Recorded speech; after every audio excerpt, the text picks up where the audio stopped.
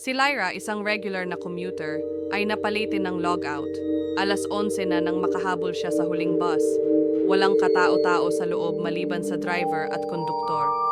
Tahimik ang biyahe hanggang sa biglang bumukas ang pinto at isang matandang babae ang sumakay, hindi gumagalaw, nakayuko lang.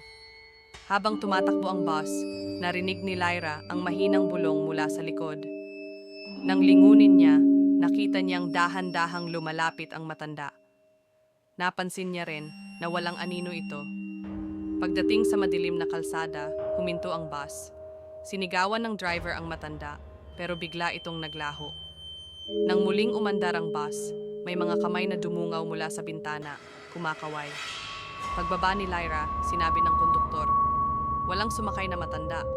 Nanginginig siyang umuwi. Simula noon, tuwing alas 11 ng gabi, umiwas na siyang sumakay ng huling biyahe.